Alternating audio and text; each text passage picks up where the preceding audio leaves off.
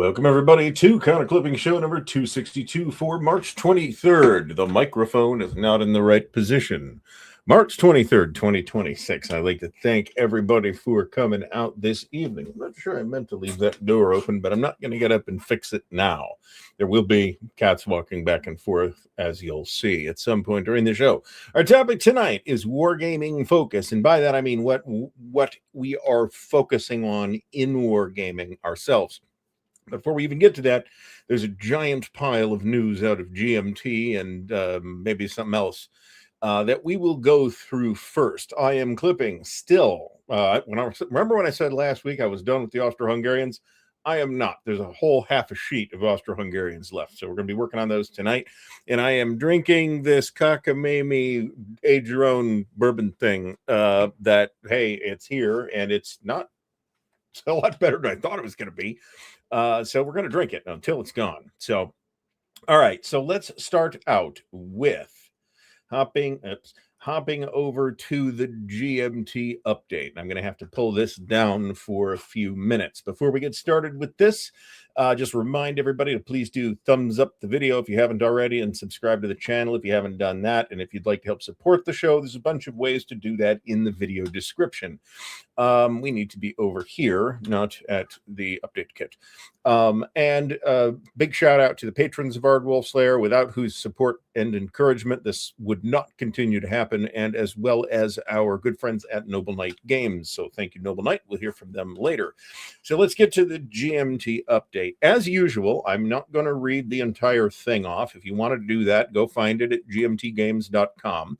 There will be many details that we skip over. I am going to hit the highlights, especially as they relate to production.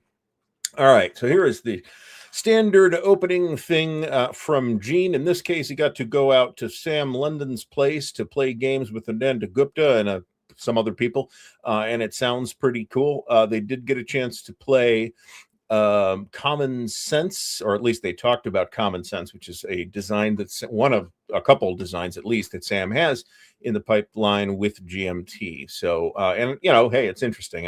I'd like to do more American Revolution stuff in general. Okay, all right, just making sure that we're doing okay over here, and we are. So let's see. Gene's favorite non-GMT game from the group was Endeavor Deep Sea, which I have never heard of. I am sure, based on Gene's recommendation, that it is outstanding. Anyway, Metaviron Tri-Pack second printing control issue. So there were some old files sent to the printer. The old files got printed instead of the new files. This is a second printing. I'm not entirely sure how this happens, but I will forgive the lovely people at GMT because they are fixing it. In this case, I think they've already shipped, but there's going to be an errata replacement kit, which will include three maps, 2 booklets, an errata page for the other booklets, 7 of the player aids, and the counters that should have been replaced over 8 counter sheets were put together on a new quarter sheet. So this is all going to go into a giant Ziploc bag, and if you P500'd Metaviron Tri-Pack version 2, you will just get this whenever it shows up, and it is at the printer already. I didn't upgrade. I have the first printing, and as far as I know, it's okay. I mean, that's what I've played, and it is okay. So yeah, I mean, this is, to be fair, this is something that I think, well, I don't want to cut GMT too much slack here, right? Because it is a dumb mistake, but the discipline of version control is really important, and it is easy, if you have not internalized it, to make exactly these kinds of mistakes if you are weak in terms of version control. So there is a so the second printing of I, Napoleon will turn into a second edition of I, Napoleon, and the changes will be incorporated into the expansion. So there is an update kit, but if you're going to get the expansion, you don't need the update kit. The update kit will contain 60 updated cards, a new divider and updated divider card, updated rulebook, playbook, and player aid, and some stickers for the map. Oh man, do I fucking hate To be honest, the stickers, I'm not a huge fan. I get it; it's really not a big deal, but I'm not a big fan of the stickers. But it's already GMT's already taken it in the shorts, reprinting all this stuff. So, maybe that's something we just live with. All right. So, growing I Napoleon community on Discord. Check that out if you want. There's a link here. This is the American Revolution 250th anniversary GMT thing in Camden, South Carolina, September 24th through the 27th. This sounds like it's going to be pretty awesome. And space is limited to 100 attendees, and you have to click through this link to register. So if you're planning on going to this, it's probably pretty close to full already, I would guess. New game from Hexasim. We've talked about this a couple of times, and I have an unboxing of this video. Lair des Dares, The War to End War. It looks really interesting. Check out the unboxing if you're interested, and you can get it from a bunch of places, and I actually kind of think Hexasim can ship over here without too much trouble. But maybe you don't want to roll that particular set of dice right now, so you can get it from GMT or Noble Knight. All right.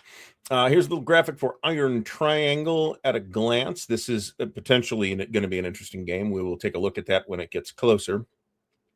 Not there yet. P500 items that could use more orders. We have the, oh, come on, man. I mean, these haven't, the Commands and Colors Napoleonics haven't hit their number, but those are getting pushed out regardless at some point. It doesn't really matter. And there's a bunch of other stuff here. Let's see. Was the thing I looked at today on here? I don't see it, so apparently not. And there's the top, not there yet, reprint editions that could use more orders. These are all reprints. I Napoleon, I think everybody's probably seen stuff about that at this point. Fields of Despair is quite good. World War I West Front game. I have played it. Enemy Coast Ahead, which is Jerry White's game on the solitaire game on the Dam Buster raid, and I think that's worthwhile. Atlantic Chase is another one you already know. I'm not going to tell you anything new about Atlantic Chase or Illusions of Glory right now. Chariots of Fire, however, is pretty cool in my opinion, as somebody interested in the ancient part of the more ancient part of the ancient world. There's some interesting things in there, and some, there's not that many big famous battles, before the rise of the Greeks, but several of them are in there, and if you're a GBOH fan, then you probably have already ordered it. And then a new printing of India, Pakistan. Okay, updated or new vassal modules for Into the Woods, Mr. President, Congress of Vienna, and Europe Engulfed. And I talked to like two separate groups of people over the last couple of weeks that said they had played Europe Engulfed relatively recently. It's supposed to be a good game.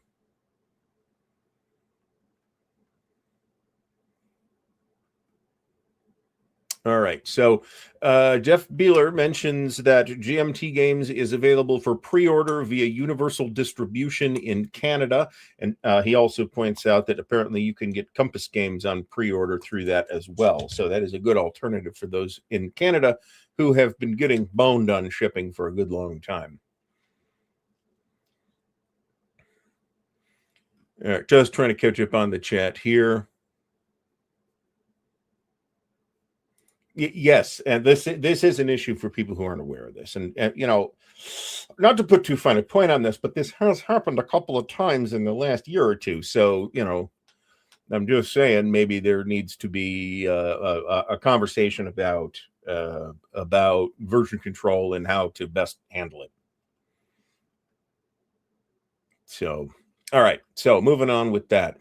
Designer interviews, including Russell Brown, the designer of Checkpoint Charlie, and Carlos Oliveras of Punicus, the Second Punic War, were both interviewed over at the Player's Aid. The Armchair Dragoons, of course, interviewed Mark Miklos. If you haven't checked out the Armchair Dragoons website, you should do that. There's a very good convention calendar, as well as a Tuesday Newsday weekly segment, which is really all the wargaming news that is occurring.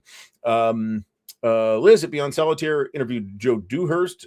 Justin over at Justigard interviewed Mark Miklos as well. And we, of course, we meaning Dan and I on the Chit Show, interviewed Herman Lutman. If you haven't watched last night's show with Mark Herman, you should check that out too. I will have something, because I was like looking at this while talking to Mark at the time.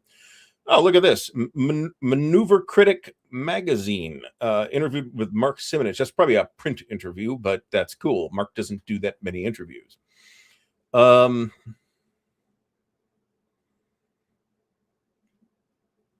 Okay. Well, this is definitely true. But I mean, if you're anywhere near the software world, also, again, you learn it the hard way, in all likelihood. You learn how to do this. All right. So, all right. Digital editions. Space Empires 4X on the computer is now going to be called Space Imperia 4X. And this graphic appears to have been mutilated somehow, but that might be a Steam thing. But it is.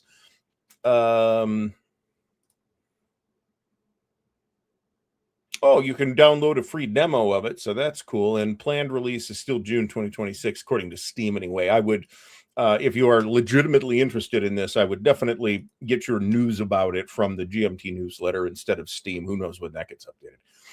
All right, so there's a bunch of patch notes for Digital Mr. President. I would let you read that.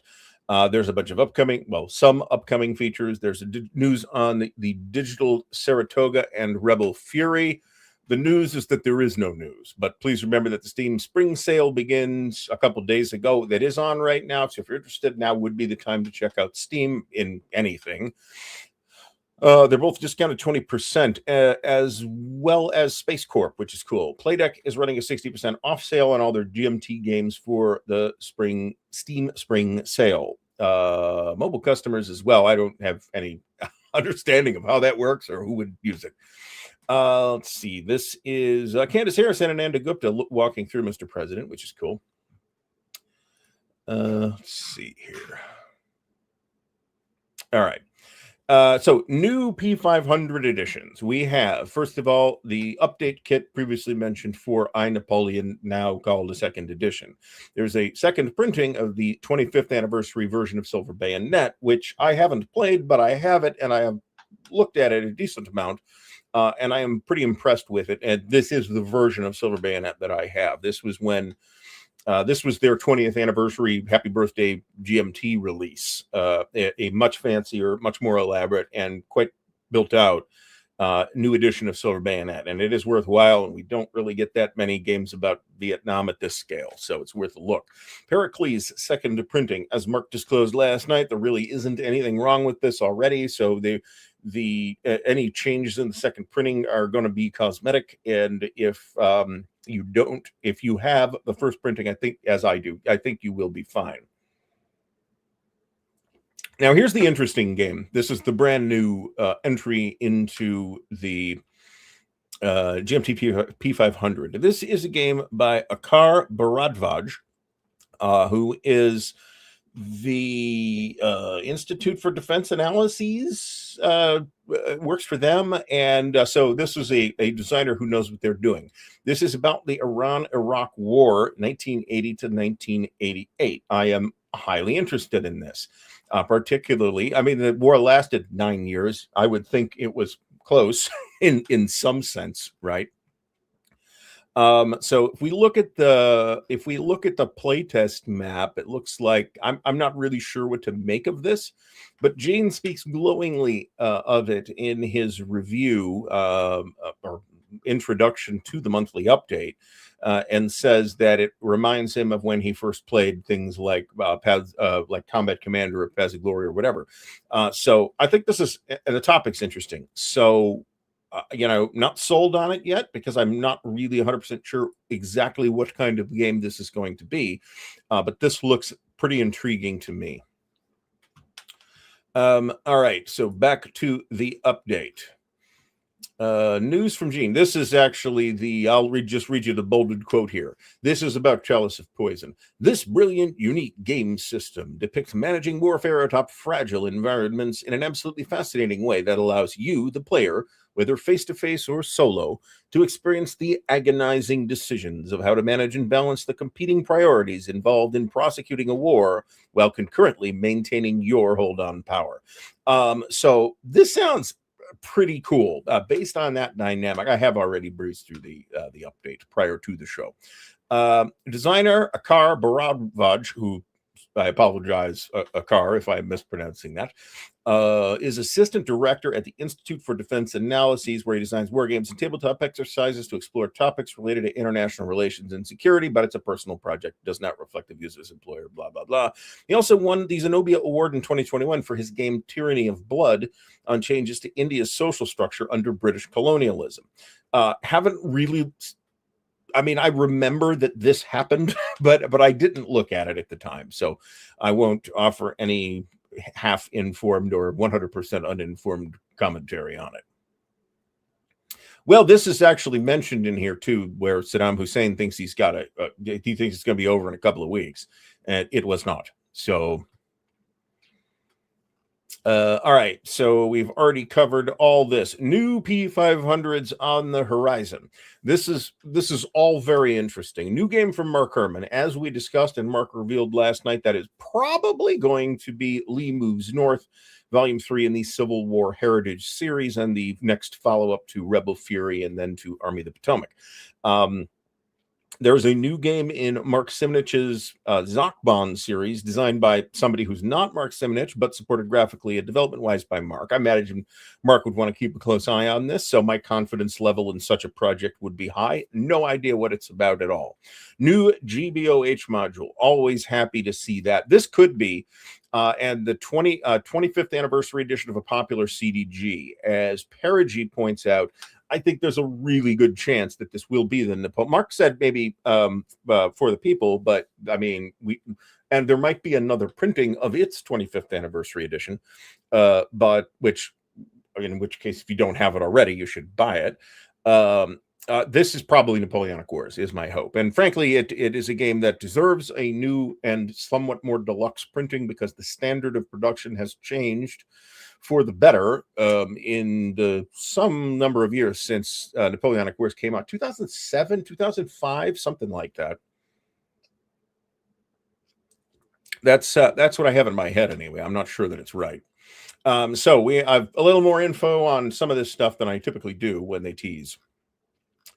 All right, so we have events. Coming events, the GMT PBEM Vassal Tournament starting in March or April for a pile of games, including Red Dust Rebellion, China's War, Fire in the Lake, Gandhi, Liberty or Death, Cuba Libre, Falling Sky, The British Way. All of this is coin. Well, no. Labyrinth is in here too.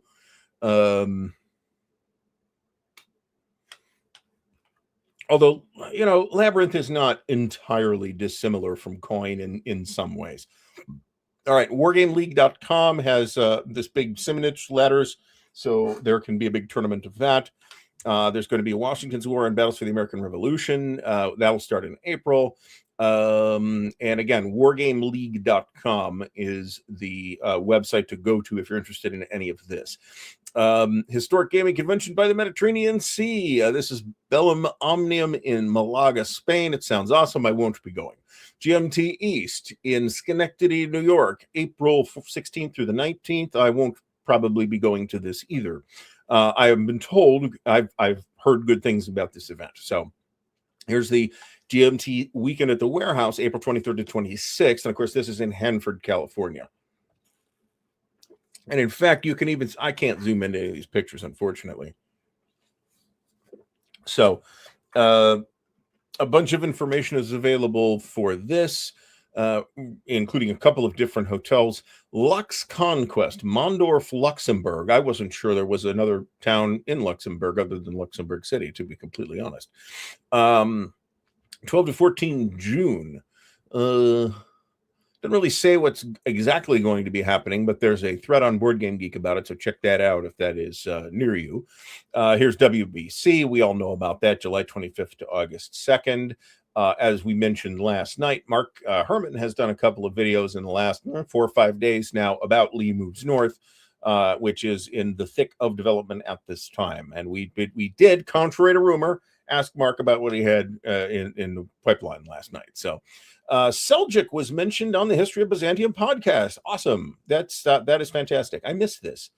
Clearly, I need to listen to that episode, actually. So I guess we'll fix that. That is an excellent podcast. If you enjoyed the history of Rome, although this is not by Mike Duncan, it's not the same thing. The History of Byzantium podcast is also really good and totally worth your time, in my opinion. All right, so there are solo apps for several coin games, including China's Warfare and Lake Gandhi and Red Dust Rebellion. I'll just point you at this thing if you want to know more about this.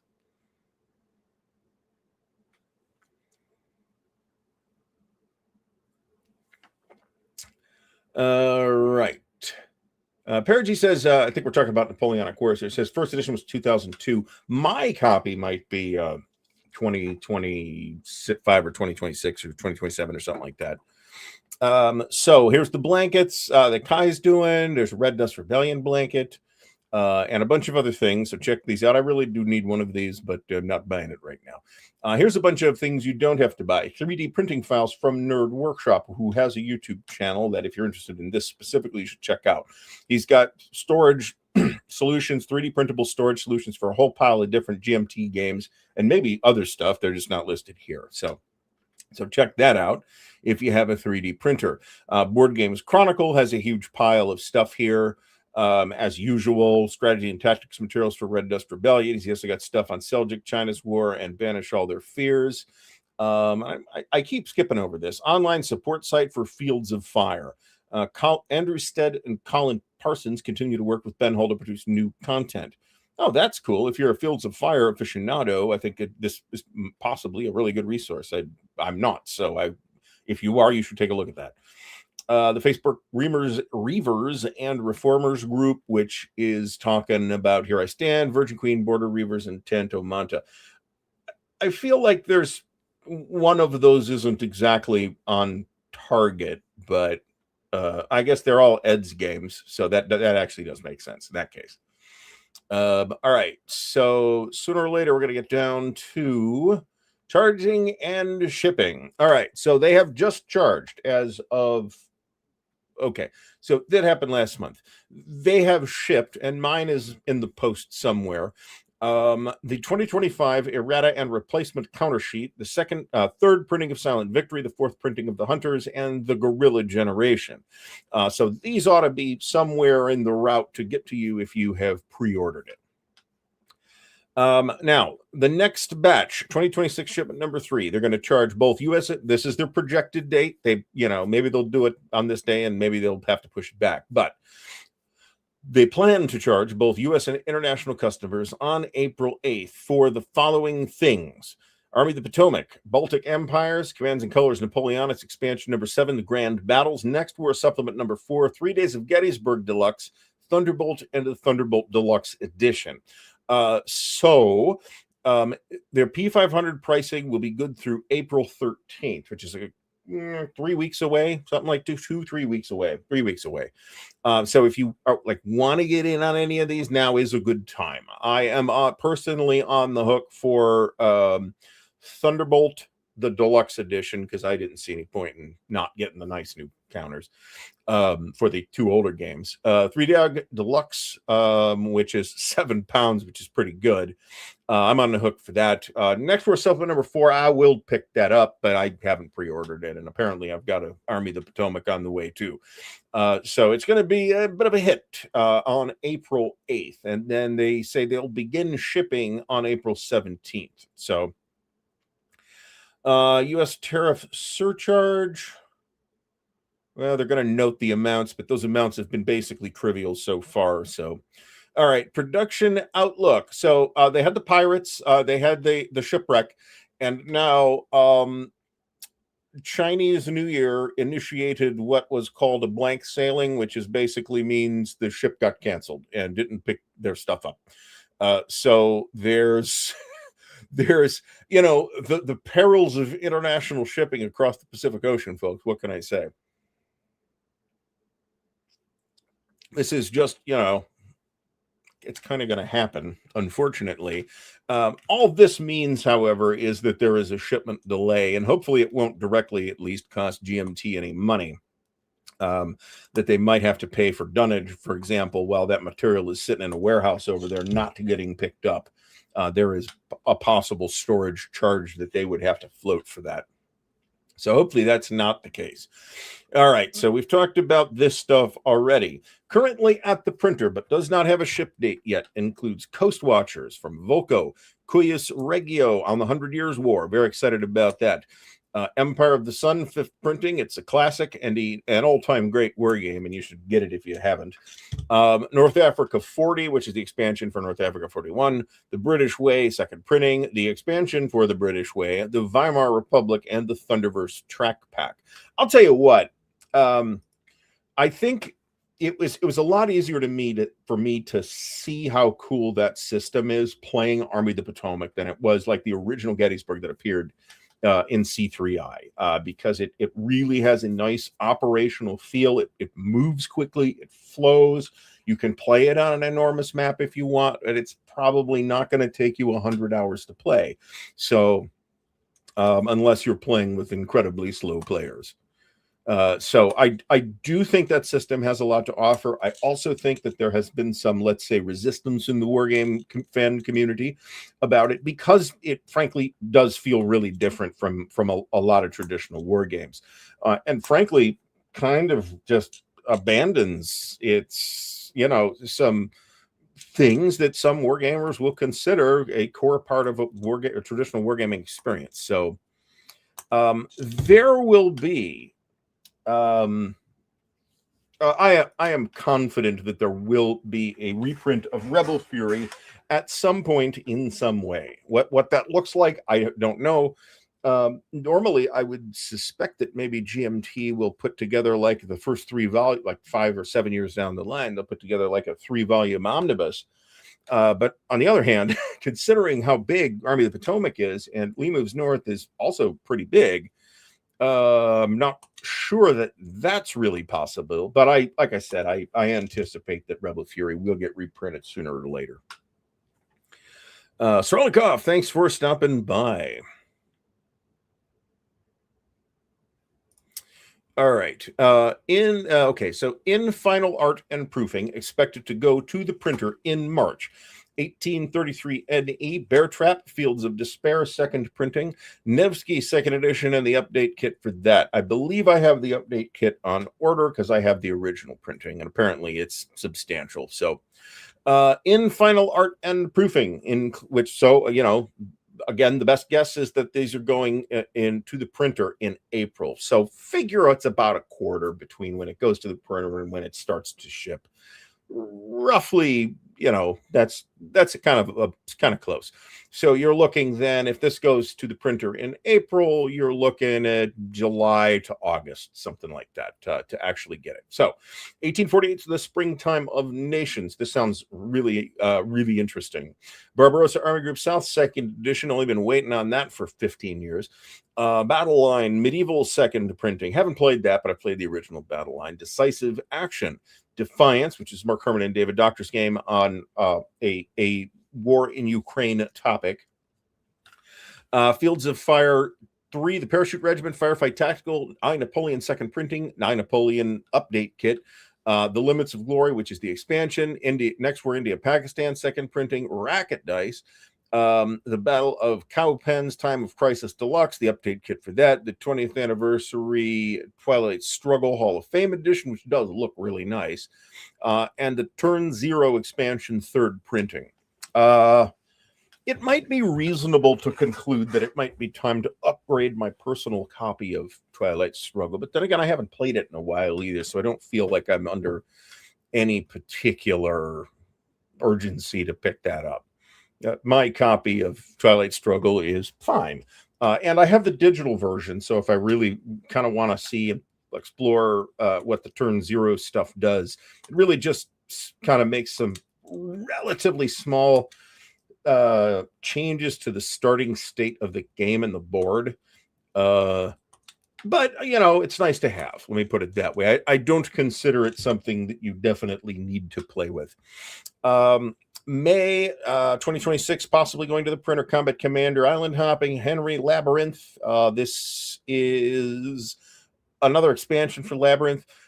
There's an expansion for Cuba Libre. There's SPQR Deluxe 5th edition, an update kit for that. Tank Duel, and the Tank Duel Track Pack number 2. Now, I'm not going to read off all of these because these are later, and we will not be seeing any of this stuff until minimally the end of 2026.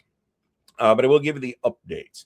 So expected to go in the fourth quarter include Away Team, Combat Commander Vietnam, Pacific Chase, Stepping into Hell, which is the GBACW game on the Battle of the Wilderness. The Battle for Sicily, which is Dan Holt's game on Sicily, which I'm all over, and The Pure Land. And then I don't know if there's any more updates on this. There are not. Here's a bunch of links to a bunch of very important people that you should definitely pay attention to. I do like the box for Coast Watchers and Weimar Republic. Oh, look at this. I will zoom out for this because otherwise we're not going to be able to see anything. Update for Henry, playtest graphics. So you're going to get these dudes for Henry? I mean, that feels very fancy to me. Very fancy indeed. And they're all different too. I would be a little bit concerned about differentiating them based on these graphics unless they're like 6 inches tall. But, hopefully they'll figure that out. So we got some sample graphics from a variety of things. This is from Lenin. This stuff's from Lenin's Legacy. Let's see. Here's some stuff from. Here's a board snapshot of the new Twilight Struggle board, and some cards. If you haven't heard, by the way, I'm not sure it was in here. I didn't see it. Empire of the Sun is coming to tabletop to tape. That other Rally the Troops, and that is good. That is good news for people who should be playing that game. All right, so I believe that is it. Paul West, thanks for stopping by. All right, so, well, yes and no. So Stacking Limit says that stuff's never in stock after initial sales, and I think anecdotally that is unquestionably correct. I mean, we can all point out examples of that. But at the same time, if we look at like the whole catalog, we will see that some games they sit on for a good long time, and those games tend to be on the sale pages when there are sale pages. I could think of any number of things that sat around for years before finally going away. Joe Hammond says that Rebel Fury is on P500, which is good. Yeah, no kidding. So I've got the old one. I had back in the day, I had Typhoon and I think Army Group Center. But in recent years, I picked up all of the series except the old ones, except for Army Group Center, because the new one was coming and I got that. So I didn't have to run the old one down for $120.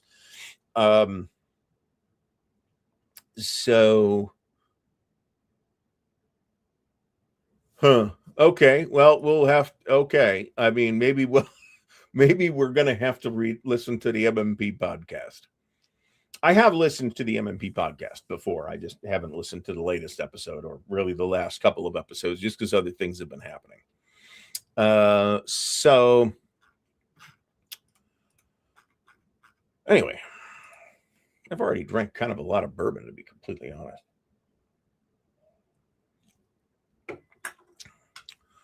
So, okay. So this is the, the number of female wargamers is not zero. It has never been zero.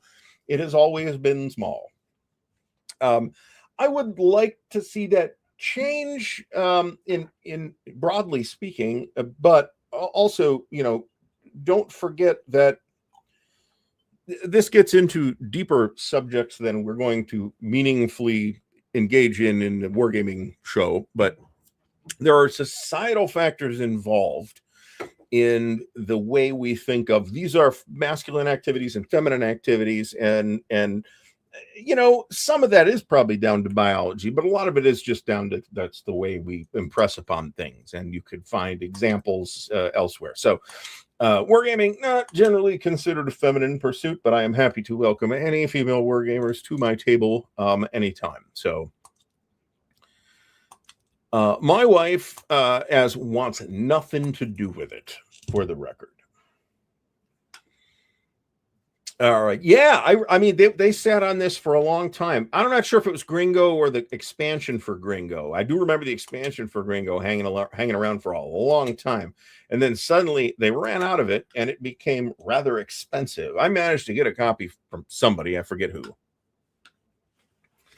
So I mean I am happy that this occurred, but I also don't feel we should make a big deal about it when it does occur. So, because I would not like to make those people feel self-conscious about hanging around with these weirdos. So, yeah, if you look at the professional wargaming space, there's a completely different gender balance. And if you look at other types of analog gaming, if you look at like the RPG crowd, for example, it's probably still majority male, but it's vastly different than it was back in like 1990, certainly. I guess I should probably say about 1992 because that's approximately when I went to my first Gen Con and like got to see large numbers of the communities. This is true. Mrs. Ardwulf is a gamer. She just doesn't play war games. So she will do RPGs and she will do video games, but her taste in video games and mine do not line up at all. So there is that. This is Star Wars, right? That's almost cheating. Oh, no, honey, this has nothing to do with war games. It's a Star Wars game. I might be able to use that actually. Would be worth happening. So I will check out the MMP podcast. That's squeaking a lot all of a sudden. Now let's see if it keeps doing that. We used to play.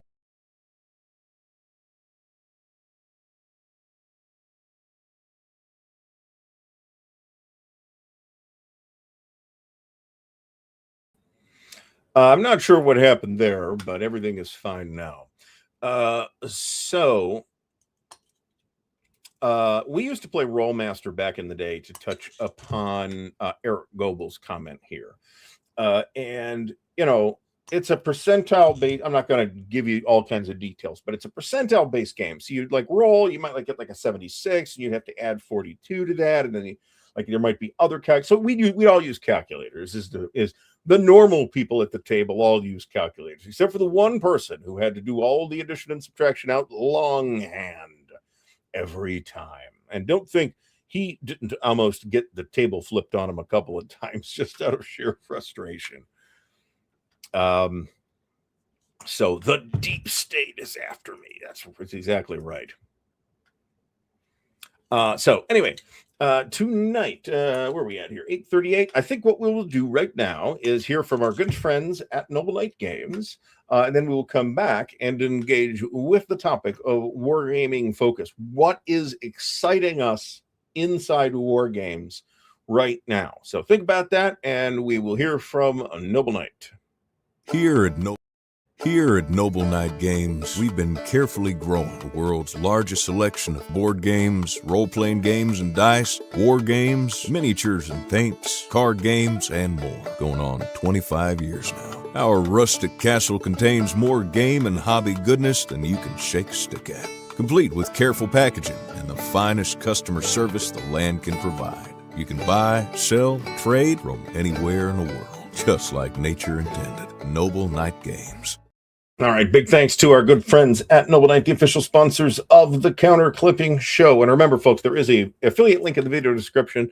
So if you're going to buy stuff from Noble Knight, and they have basically everything at one point or another, you should use the affiliate link, and then I get a little kickback in the form of store credit, which, if I want to keep games moving into this place right now, is desperately needed. So link in the video description. And thank you very much for those who have already used the affiliate link. All right. So they're all, even in historical board gaming, even into the 70s, there were women designing games for SPI.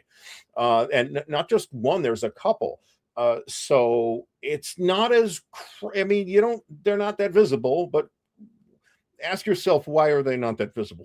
Right? Because you can get real as evidenced by this very show. You can become visible in this hobby very easily. All right.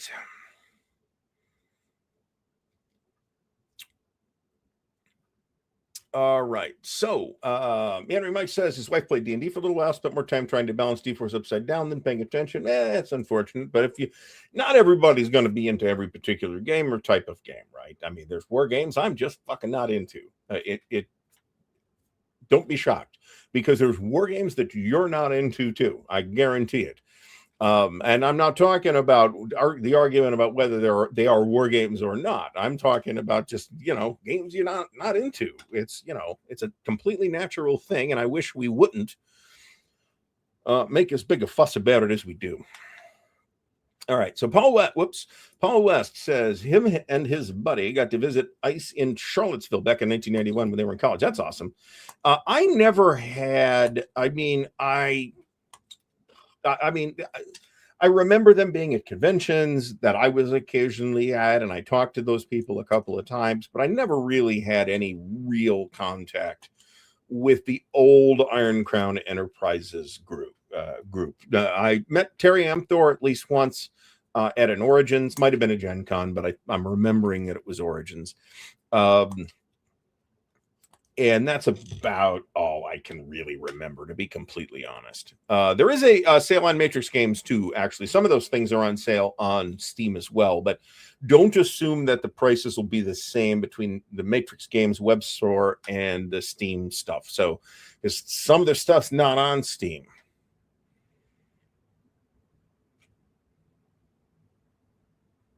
All right. Oh God, yeah. I mean, because sometimes stuff's free and sometimes stuff's so cheap. I'm like, yeah, I'll spend $3 or $5 on that or whatever it was. So I have an enormous library of Steam games as well. I don't know how many it is, but I imagine it's well over 100. And I have played shockingly few of them. So the Shelf of Shame thing is certainly not limited by let's see here. How many is it easy for me to see? Not really. Yeah, I don't know. It's a lot. I'm not counting it at the moment. So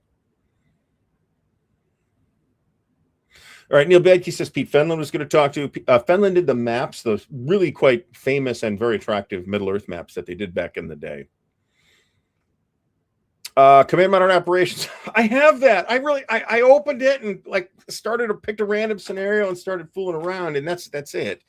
At some point, I would like to engage with that product seriously.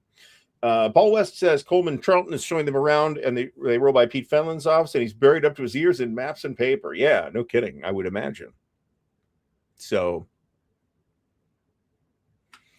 I like to use Steam. I mean, if it's something that you buy through Matrix and you get a Steam key, then I don't think this is. I know some people are leery of Steam, and I think their reasons for being leery of Steam are not necessarily invalid.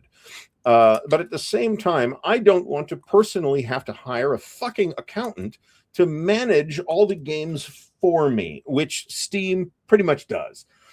So given the choice, if I had, I could buy it from Matrix for the same price as I could buy it from Steam, I would buy it on Steam, because the next time I reimage the computer, I can install Steam and install whatever I want.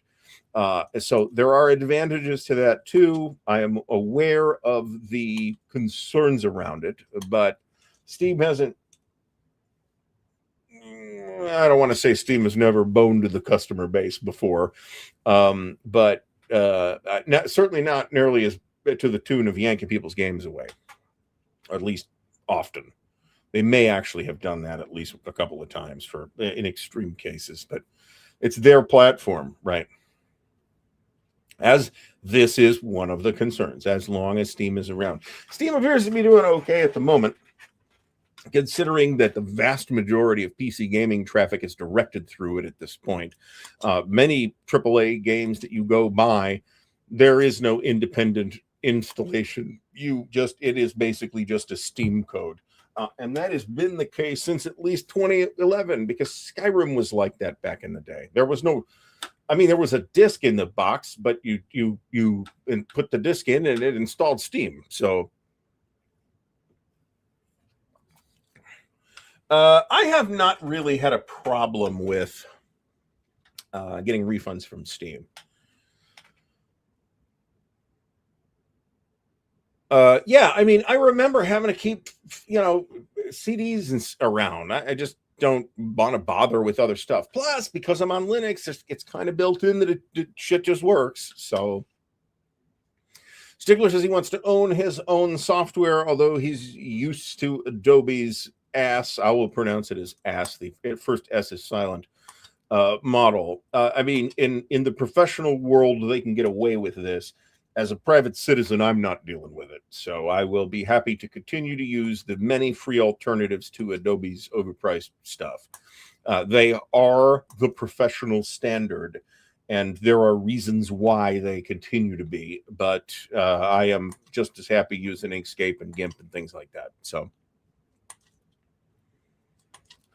I remember this too, and I don't know that. I don't know that I need to go back to those days. I'm just as happy with stuff like this having a virtual manual. So anyway, I'm going to start on what is exciting to me that is happening in Wargame right now, and I'll kind of answer this in a couple of different ways. One, I think we are starting to see, we always have to some extent seen games about obscure topics. Okay.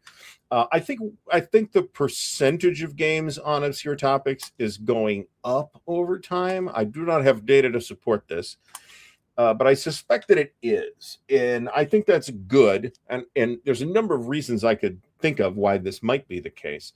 For one, as we here, every time somebody releases a game about Gettysburg or the Battle of the Bulge, we have plenty of games on those topics.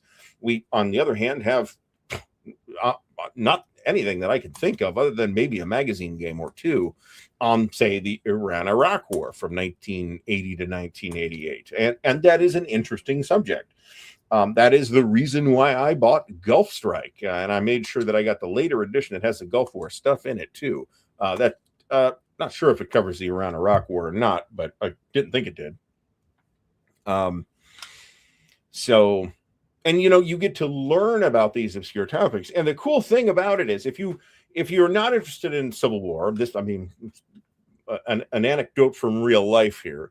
If you're not interested in Civil War and you play a game about the Civil War and it's awesome and you suddenly are into Civil War, well, there's a million games you need to buy. On the other hand, if you've just read an article about the War of Jenkins' Ear, well, there's not a lot of games about that. So it's a great topic to be interested in because it'll save you money.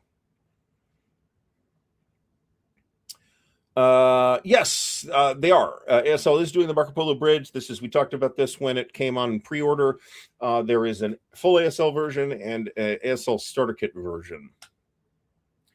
This is the reason I wanted to reacquire Central America, Victory Games Central America from back in the day. I don't remember who the designer was off the top of my head, but I think that is a really interesting looking game. And it does cover kind of topics in that space that we don't really have anything else on. Exactly what this is going to look like, I'm not 100% sure, but I believe that the statement VUCA redoing Gulf Strike is accurate. And that is, I forget who was working on this. What Mark Herman's involved, of course. And Evertel, perhaps? I'm not sure I remember who Mark's co-designer was on that. There's an S&T game. I'm pretty sure it's S&T. There's an S&T game on this, too. Big Buff 09. This is also indisputably correct that the increased number and variety of solitaire war games. I have to tell you, however, that this is not particularly a selling point for me because I don't do that many solitaire games. or at least not dedicated solitaire games. I'm more than happy to throw something on the table and fiddle around with it myself. That's fine. But like games that are just designed as solitaire games, I buy less of those, but not none. And I think some of those games are in fact quite strong. I think Napoleon looks like it has a ton of potential from what I've seen of it so far, but I've really only fooled with it at the most superficial level. Something like Field Commander Napoleon or Jerry White's Enemy Coast Ahead games, for example. I think those have a lot to offer as solitaire games, and I'd love to see more people doing stuff like that. All right, Slogonix just read The Wager, which is a mainstream historical novel from popular author, which takes place during the War of Jenkins' Ear. Look at that. I believe the War of Jenkins' Ear is part of the War of the Austrian succession, I think. And that's just kind of the part of it that happened in the Western Hemisphere.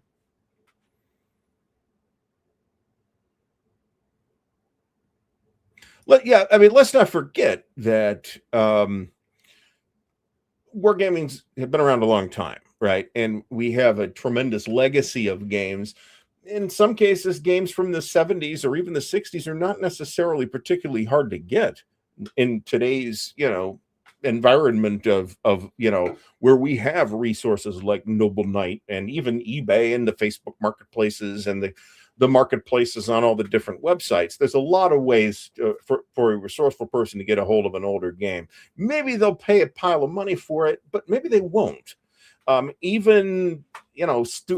mentioned a couple of bonzo deals I've had before.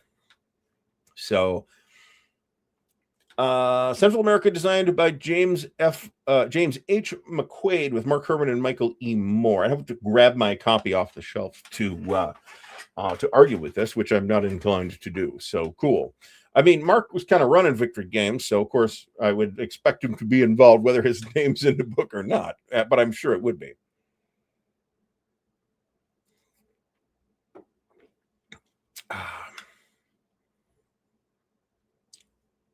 Of course, whenever I saw this post by Perigee, and I can't help but read Robert Gould or Robert Goulet. I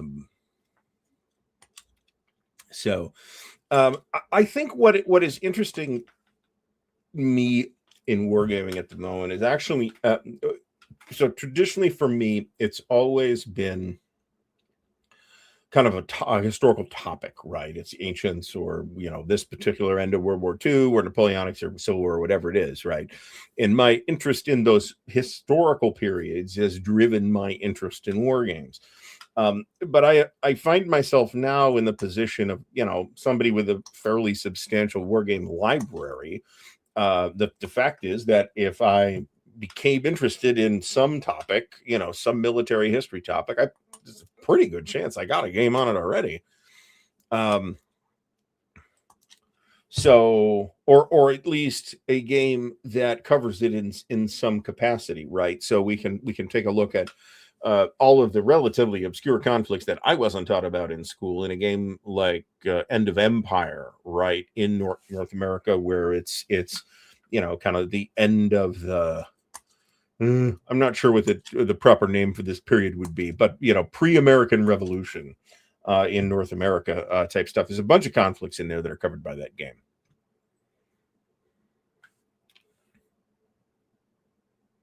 All right, so as Brent points out, the Armchair Dragoons did have a detailed look, a 15-part after-action report for I, Napoleon. HUN644 just finished King George's War and the 30-Year Peace by Michael Laramie. That sounds intriguing. Super Devil Doctor mentions Austro-Hungarian U-boat commander in World War I. It's called A Sailor of Austria, and there's a game on this too. It is it uses the I'm trying to remember the name of it. It uses the Hunters system pretty much, but it's World War I U-boats, and it's I can picture the cover, but I can't picture the name of the game at the moment. Somebody will say so in the chat. It's not by Greg Smith. It's by somebody else using Greg's evolution of that system. So,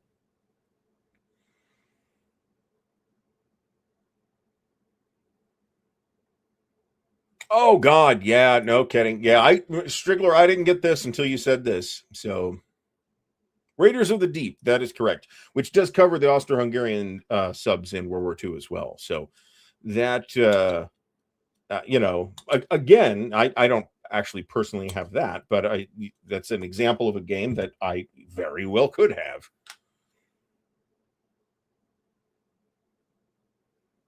So I can understand this. I never buy games on credit cards because that's a fucking dumb idea. I always use an actual handing over of funds through some mechanism.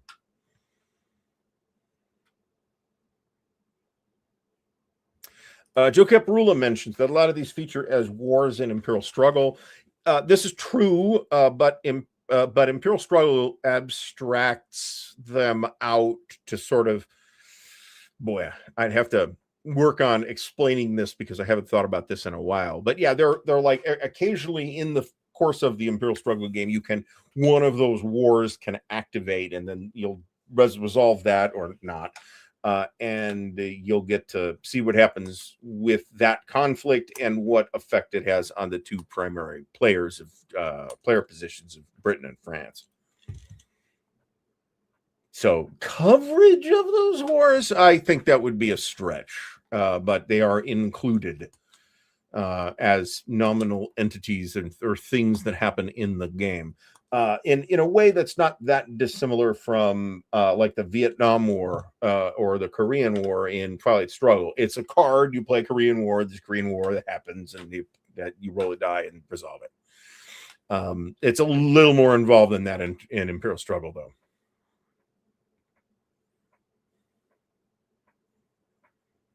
All right. Jeff Beeler points out that there's a solitaire sub-game on Captain Nemo and the Nautilus's war on imperialism. Isn't this Nemo's War? I think it is, which is a pretty well-regarded game. John MC says that a number of old S&T games cover lesser engagements, such as South Africa, Tito. Tito's not a what if, though. That's historical. Revolt in the East, I'm not sure. South Africa was a straight contrafactual, hypothetical, revolt in South Africa. Remember the South Africa of the 70s. So it doesn't have a great reputation as a game, and might be a little bit politically acidic. Politically is not the word I mean, but you know what I'm saying. It might be it might be regarded as insensitive these days. I don't know, although I do have the game. I just haven't looked at it at all. Rick Cox, trying to read the Goss manual, and it's a struggle. Oh God. There have been Goss videos in the past. This is a bit of a thing too.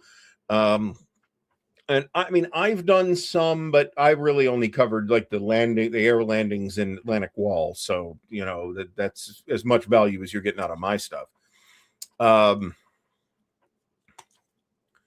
I do think Mo from Mo's Game Table is here. I do think that Tito, which I do have, I would like to play it at some point. The Goss 1.0 rules really sucked. I mean, seriously. If you can download the new rules in PDF, and you do kind of want the new charts and tables too. And I don't think last I checked that you could download those.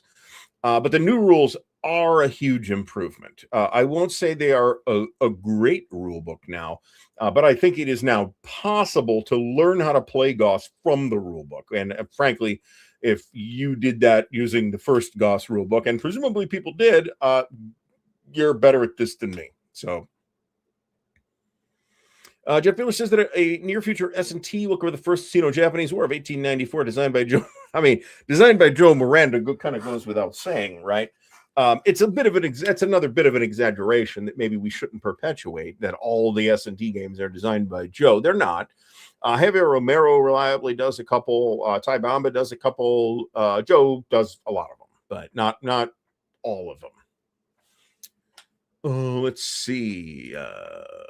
Spare Rib, 30 Years War CDG came out in 2001, which would make it 25 years ago. Are we talking about the GMT 30 Years War? I've always been interested in that title. I have seldom seen it for sale. And nobody's really talking about it nowadays, as far as I know. Dan Webb's putting Maori Wars on the table. Very pretty looking game. Marty says that GMT's, I assume this is what we're talking about. GMT's 30 Years War CDG did not go well. This is one of the reasons why I'm really excited about Cuius Regio, actually, other than the cool Latin title, which is by itself awesome. Well, Joe Mentum says that South Africa is definitely not at all historically accurate, nor is it in line with modern understanding of the times, and it is kind of bizarre mechanically. But it could still be fun. Maybe just because a game, man, don't underestimate the entertainment value in a shitty product. Here we go. Perigi says Chewy Matt, who is on YouTube, whose ongoing playthrough of Mistral is very helpful to learn a very complicated system, which is Sea Lords, which is one of the Red Sash series. I need to watch these. This is true, but I think only one of them is called Maori Wars. I might be wrong about that. Justigard says that the GMT, I know we're talking about the old one, right? Not Cuius Regio on this, just to make that clear. But I assume that we're talking about the old 30 Years War game. So, but Justin says it deserves a reprint. Dixie, yeah, I remember this too. Dixie, the Second War Between the States, 1937, was an S&T game designed by Redmond Simonson, who did design a few things.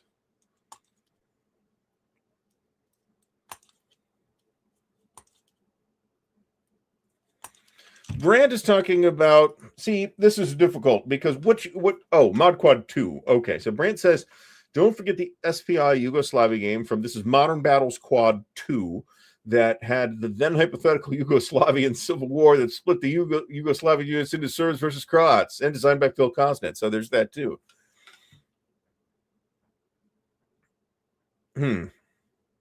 Yeah, maybe this is something I should look into. But since Cuius Regio is likely to walk in the door prior to me having the opportunity to investigate this independently, perhaps I'll just wait for that. I will observe that Cuius Regio is a game with a hex map, which I tend to prefer instead of areas or point-to-point, which the 30 Years War game, I believe, had a point-to-point map.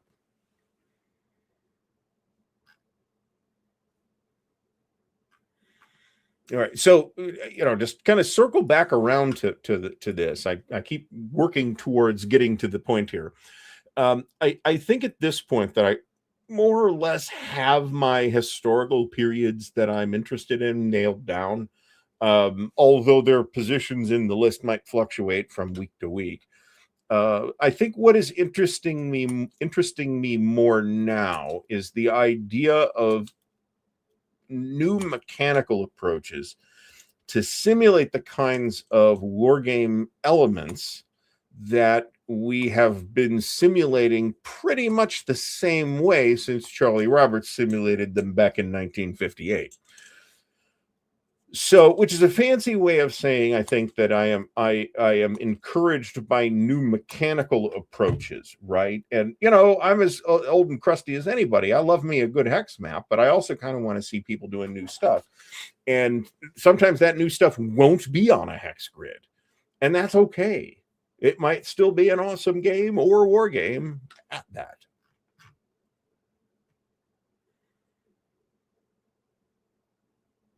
All right. Ed Holtzman mentions Siege of Constantinople, which has just come out in a reprint from Decision. Perigi 9 ordered Cuius Regio simply because also the map is amazing. The Cuius Regio map is one of the best looking wargame maps I've seen. It is really nice. Oh, very nice. Charles Latorra is clearing the table for Napoleon Overruns Piedmont. You can get that done before dinner. And Danny Secretary reminds us all to hit the thumbs up, folks, if you haven't done so already.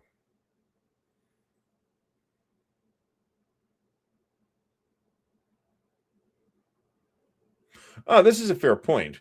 Now, I think one can poke holes in a number of features of both of these games, but at the same time, they're using the language that had been established by Charlie Roberts and then additionally reinforced by people like Jim Dunnigan and Tom Shaw, who, to deal with these topics.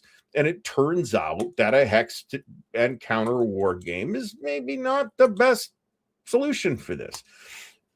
As Berg himself appears to have recognized at some point when the time came to revisit the topic of the Crusades, because topically and scope-wise, the S&T Crusades from back in the day is identical to Onward Christian Soldiers. In terms of game mechanics, they're quite different in most respects. But like in terms of what they cover, it's same thing, right? In contrast to the old hex-based game, Onward Christian Soldiers is a game with cards, in which I would guess I would describe as a CDG. I'm willing to be argued with about that. Because it's been quite a while since I've touched it. But it's a point-to-point map, and it frankly, I think it's probably better for being a point-to-point map in that particular case. Conquistador, I feel like that really is asking to be an area map, but I might also say that a point-to-point map might be just as effective. And it's not like there were no point-to-point maps back then. There totally were. So I am a supporter. Hex maps forever, right? That said, I don't necessarily going to object when we see something different. And I talk about this all the time. It's like, I like games with hex maps. That's a personal preference and aesthetic choice, and I am free to make it, and everybody else is free to make a different decision. But sometimes the hex grid isn't the right choice and will, in fact, distract you from the point that the designer is trying to make with the game. All right. I'm also a fan of NATO symbols, but it depends, right? If it's you're playing a game about, Alexander the Great, then NATO symbols seem weird. But I do... and the dig at Consim World, which I don't know. I hang out very little there. Let me put it that way. I probably, if I had been off the top of my head without thinking about it very hard, I would probably say it's probably better as a point-to-point map than areas.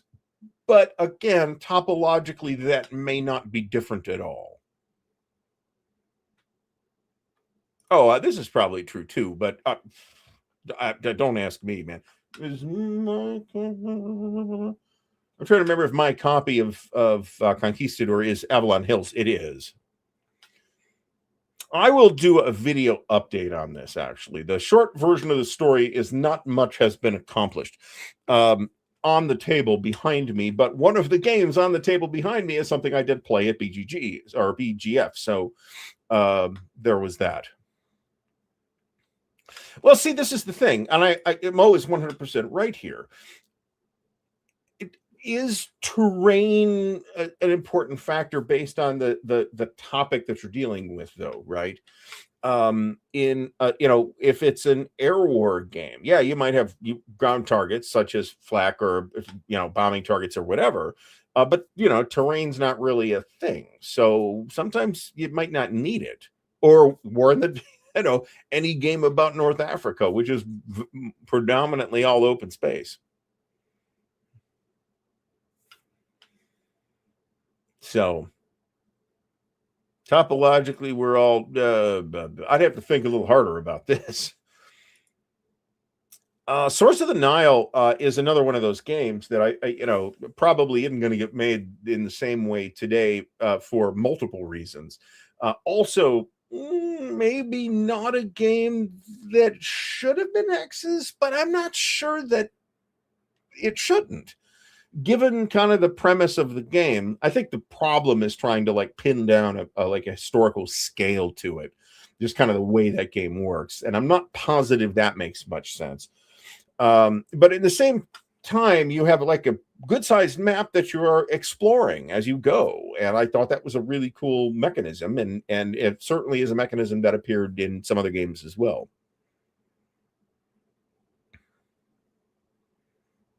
So my back technically I do have the space. Well, not at the moment, but I can fit this on my table, but not case blue with enemy at the gates, just case. Ooh, no, actually that's not true. Enemy at the gates I could set up. Case blue doesn't, configuration wise, does not fit. So Red Holtzman says there's an electronic Source of the Nile on Steam right now. That'd be intriguing. I don't know. Or do you mean that it is a mod for Tabletop Simulator or something? Because I could see that, and that wouldn't surprise me at all. Source of the Nile Digital Edition. Well, hold on a second here, folks. This might be something that we need to talk about. So thank you, Ed Holtzman, for mentioning this. I'm not sure that I knew about this. All right. So here is Source of the Nile, Digital Edition. Single-player version of the legendary board game Source of the Nile brought to the digital realm. And if you look at the pictures here, this is Source of the Nile. This is, not some random thing with that name. Let's wish list this. Not on sale right now during this Steam sale. Who's making this? Friday Night Software. Designed to be an educational and challenging game. Okay. Okay. Well, this is intriguing. I was not aware of this. It is out. It is not early access or anything like that. It was just updated today, in fact.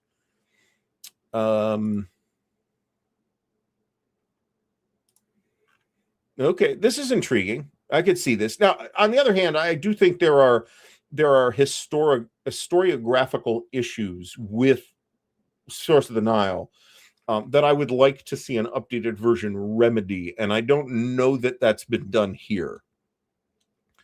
The same applies to Conquistador, although I personally will still play both of these games.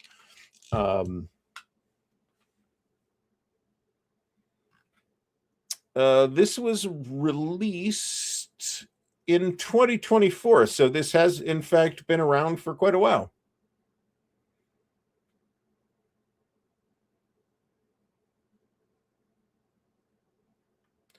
Tabletop said, and I've made this point a number of times, but I've actually taken the math class where we talked about this. Point-to-point maps and area maps are functionally identical. They are topologically equivalent.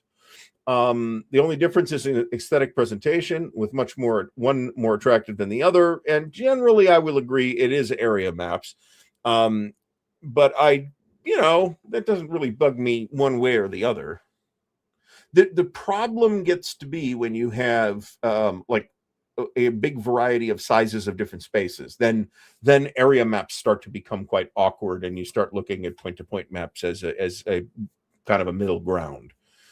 But topologically, they are identical. Mr. David Thompson. David, thanks for stopping by. So yeah, I didn't know about this. Why do I not know about this?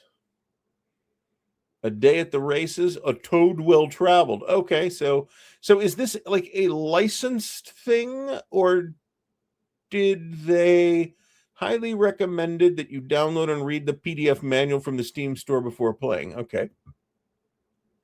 Interesting. All right, well, that's something to keep an eye on.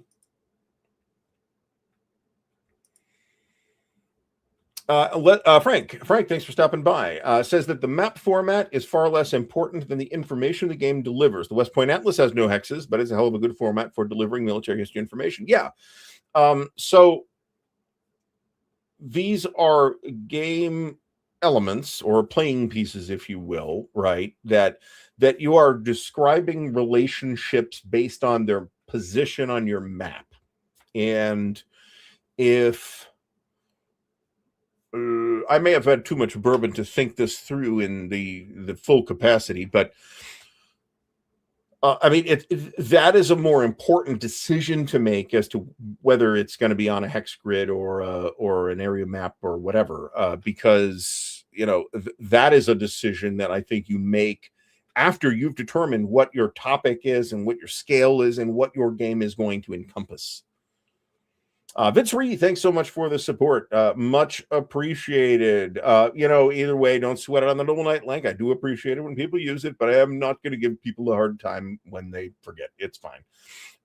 If it was me, I would sometimes forget to use my own affiliate link. Do not use your own affiliate link, folks. That is frowned upon. I can confirm. I didn't ask. Fortunately, somebody else jumped out in front and asked that question on the Noble Knight affiliates Discord, and so I didn't have to, because it had occurred to me, and I was like, that seems a little sketchy to me, so I wasn't doing it.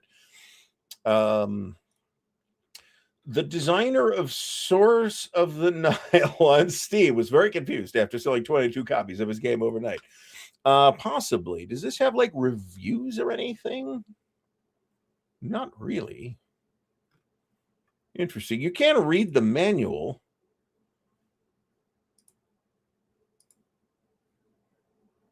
All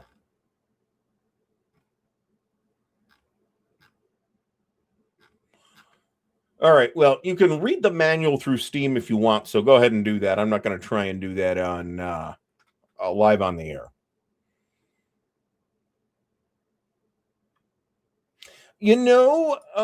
Doc Decision Games had New Cold War at BGF, and had I not been in an undesirable economic position, I would have considered purchasing it, because I do think that topically, I think the game is interesting. I don't know that if the map is hideous or not.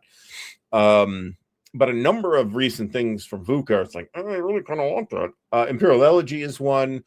Frankly, Red Strike, which is something that I kind of, I don't need that when it came out. And so not just another game with elves. And hearing more about it in the wake of its release is like, this actually seems pretty cool. So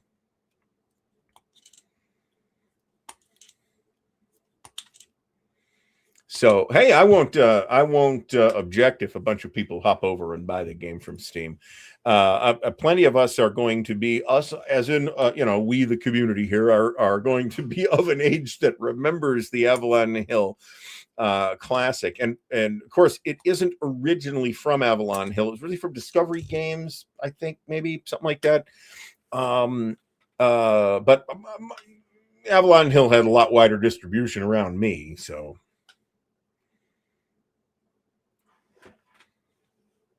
I haven't really looked at this, actually. The things that I have my eye on are Imperial Elegy, New Cold War. I'd kind of like somebody to show it to me first before I just spend $120 on it. Red Strike's another one like that, but I don't know that I need Red Strike.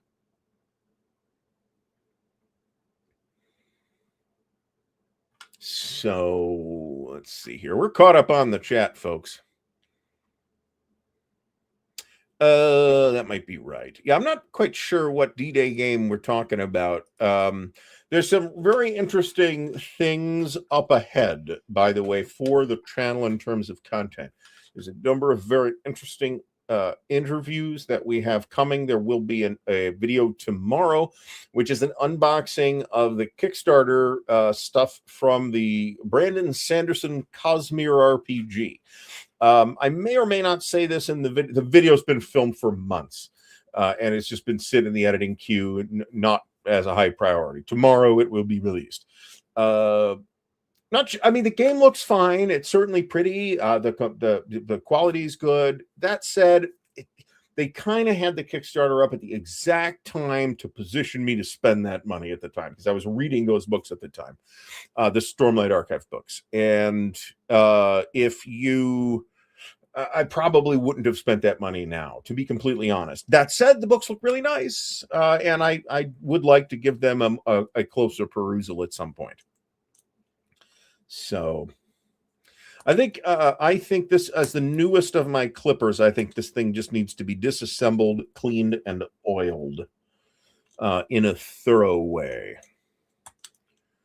it's definitely worth a look. And I mean, this wasn't planned, but a number of the folks working on things for VUCA are in that interview queue that's happening largely this week.